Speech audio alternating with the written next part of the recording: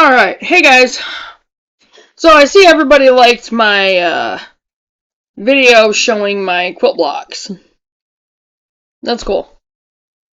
Figures it was just a little nice break away from the beekeeping ones, and it's gonna be a little bit before I go back to those. There's still a lot more, but I want to move on. I want to get other information out there for you guys, so. And I want to be able to get through. I gotta start working on writing my stuff out too, so. I haven't really spent much time doing that. I finished writing out one pin. Like one full pin the other day. And I've got to work on that, start working on that a lot more, but I'm trying to get some other stuff done.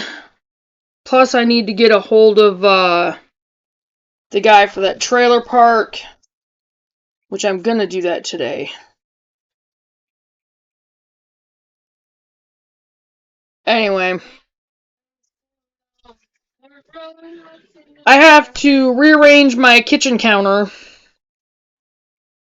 because we've had mice and I've got to clean and I'm going to have to rearrange. Anyway, and I got to finish that pumpkin first and foremost. I'm going to get that done.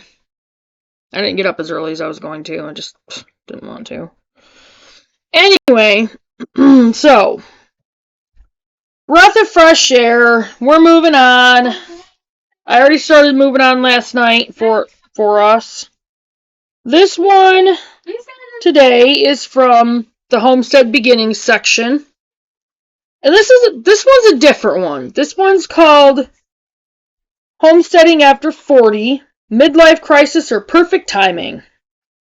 Figured this one would, be right there for quite a few people because there are some, a little bit older people that might think, well, I don't think I could do it.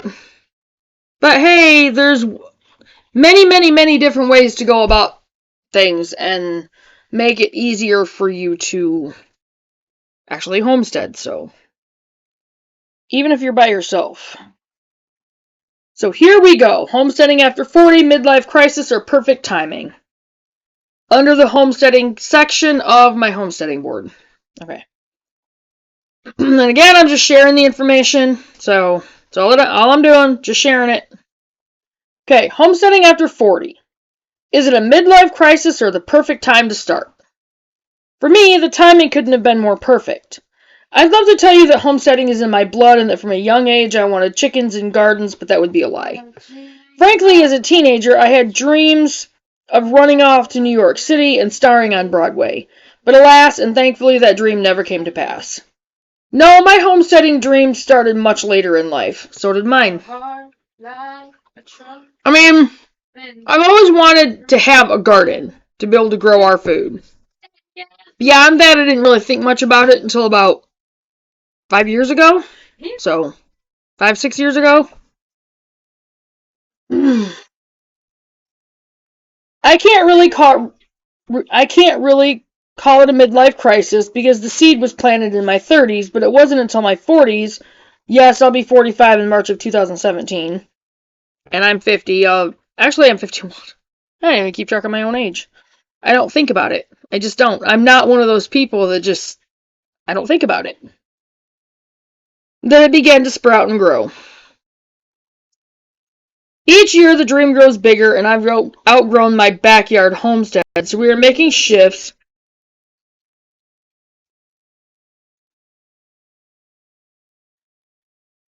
so that we can soon be on the property.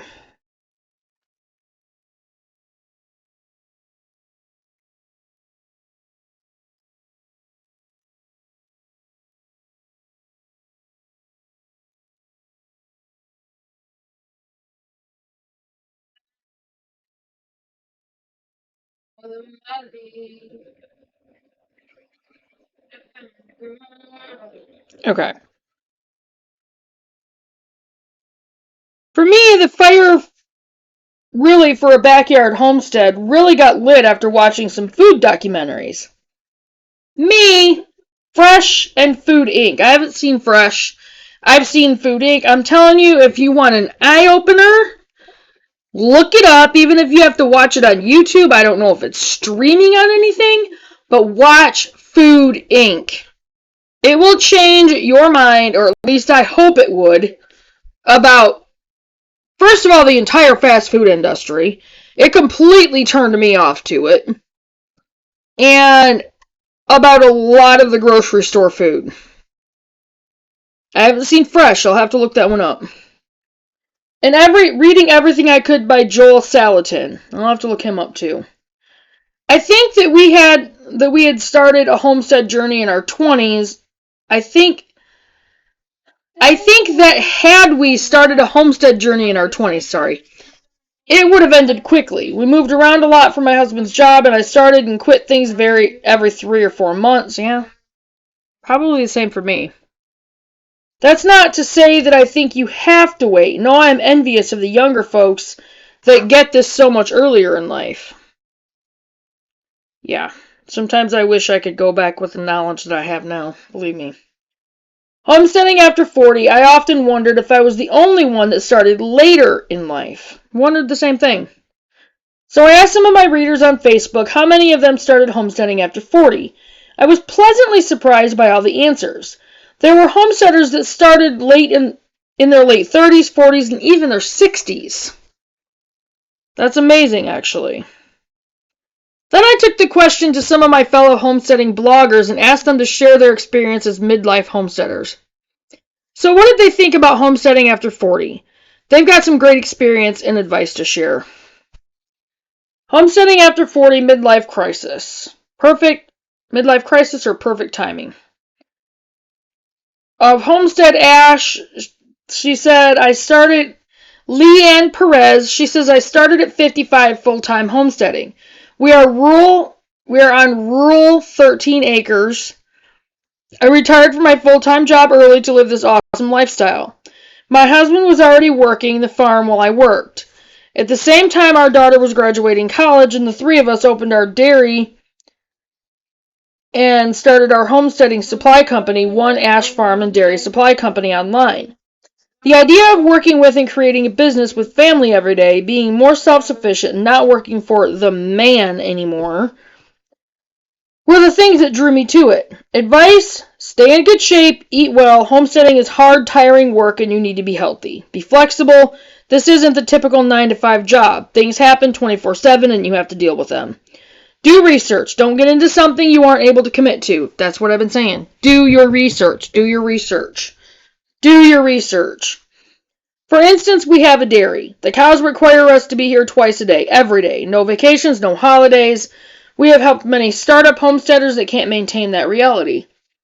Best thing about starting later for us, we have done the traveling, the spending, the acquiring of goods, so it's easier now to live on very little versus how it would have been 20 years ago. Okay. This one is from Cheryl, Acre of Pasture Deficit Disorder. I was 43 and my husband was 41 when we bought our homestead. When we got married, we weren't set on having land and animals, but we wanted room to garden. My husband got into woodworking and we wanted room for him to have a shop. We kind of wanted room for a greenhouse too. Living in a subdivision, we would have had to have a really large lot to do all those things. We moved back home to Texas in 2010. We started out wanting to develop and live on a piece of family property, but that didn't pan out. If we were going to buy land, we didn't think we wanted in a piece of land. We didn't think what we wanted in a piece of land existed. Pasture, trees, good soil, good access, or if it did, it would be way out of our price range or too far away. Stupid ads. Dang it. Sorry, guys. Trying to get rid of an ad and it wouldn't go away. Alright. Pasture, trees, good soil, good access, or if it did, it would be way out of our price range or too far away to be able to commute to jobs in the city.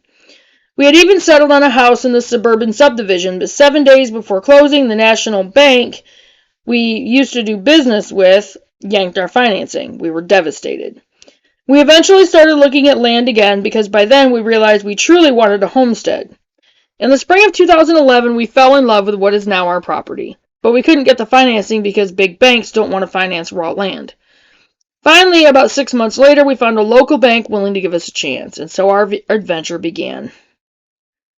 We started growing herbs in window boxes and planters and when we first started dating. And we've had small gardens ever since we were married, no matter where we lived. We'd been dabbing and learning to can foods. We started with making jam. You don't have to live in the country or on acreage to do those kinds of things. Over time, we realized that we wanted to expand those skills and start raising and preserving as much of our own food as we could. We feel such a sense of accomplishment when we put up our own food. Since we ended up with some acreage, adding animals just seemed like a natural progression. And we love being surrounded by critters. We have cats, dogs, chickens, and cows. When you have pets and farm animals, you experience the circle of life up close and personal. Sometimes it's fun and joyous. Sometimes it's hard and heartbreaking. But it's always real and true. My best advice is to be patient while looking for the right property or with any project you take on. It takes a lot of time to do things right and get them just how you want them. And most projects are going to take twice as long and cost twice as much as you expected. The best part of starting this later in life is that we had plenty of time to figure out it's what we really want. We'd been through some ups and downs in life. This is where we want to spend the rest of our lives. It's something you have a passion for. If it's something you have a passion for, it's never too late to make that dream come true. It's also how I got started with my writing and then blogging. I've even had some articles published in national magazines, and now I'm finishing up my first children's book. All of that came from starting our homestead. The name of my blog is Pasture Deficit Disorder. PastureDeficitDisorder.com. Because that's what we suffer from every time we have to leave here. We are truly building a life we don't need or want a vacation from. We recently took a week's vacation and never left the pasture. It was pure heaven. Okay. So that was from... I'll go back because I don't remember her name. Cheryl Aker of Pasture Deficit Disorder. I don't think I'm going to read all of these. There's one.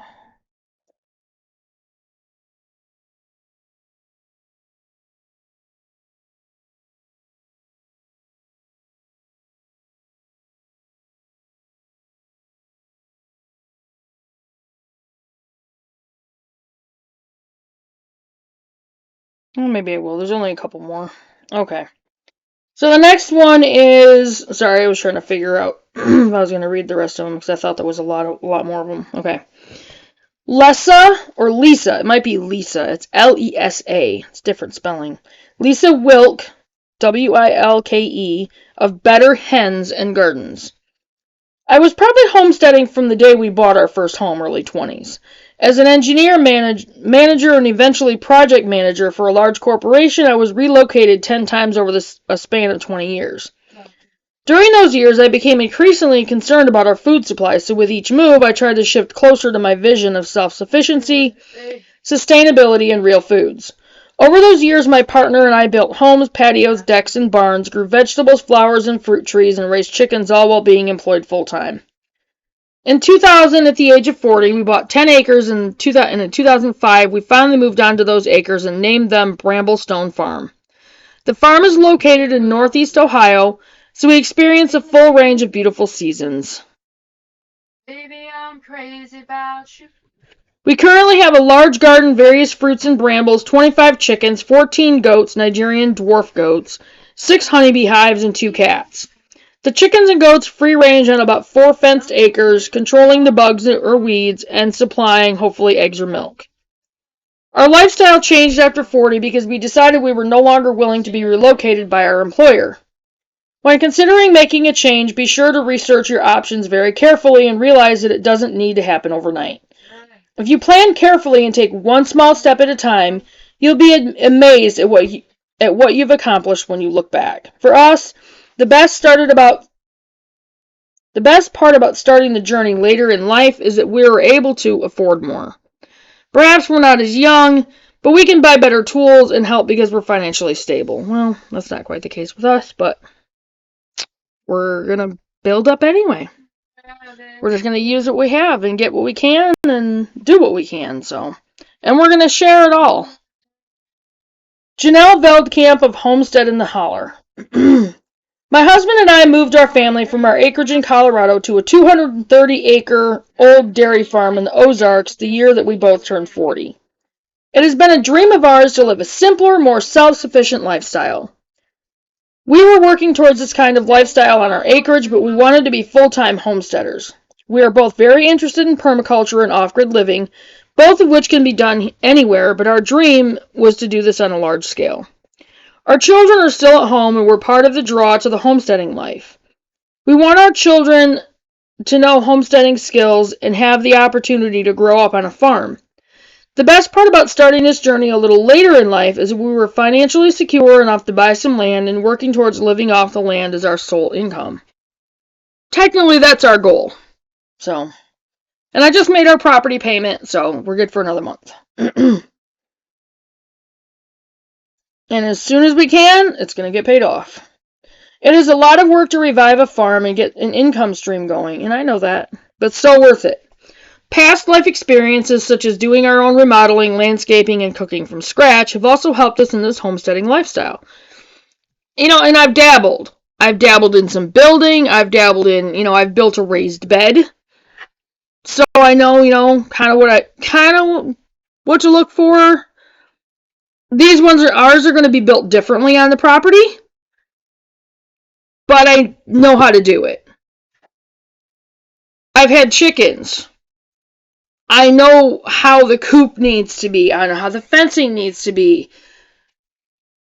And again, down here, we're going to have that privacy fence around the whole living space, so that's going to help as far as the predators go. And, no, I've never had goats, I've never had cows, any of the other animals, but it's a learning experience. And we're not going to get them all at once. If I get a chance to get some free once we have the shelter for them, of course I'm going to take it. And we'll learn. We'll learn as we go. But that is what homesteading is. But I'm doing research as I'm going, so I have some idea. Okay. And I've cooked out over an open fire. I've still got, that.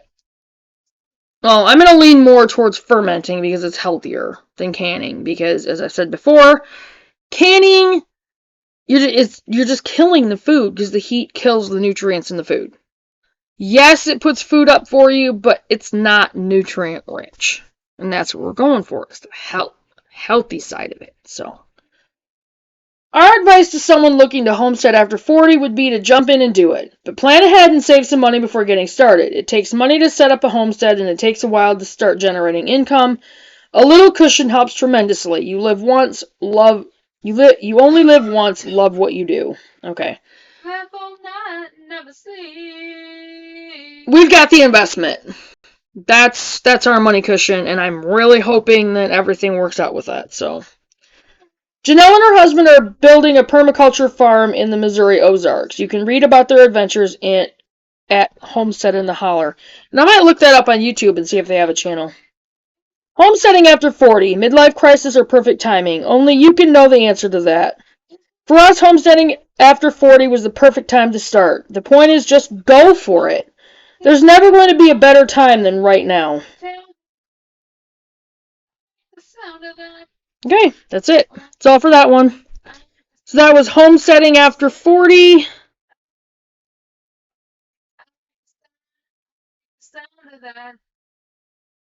Midlife crisis or perfect timing. So that was on the homestead beginning section on the homesteading board. So I'm going to get this up there, and I will see you guys on the next one. I'm going to start my pumpkin.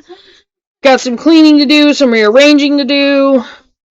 I got today and tomorrow off. On my day 2 of my day off, my 3 days off. And day 19, guys. Day 19 on No Pop. So I'm going strong. Anyway, I'm going to get this up there, and I will see you guys on the next one. Bye, guys.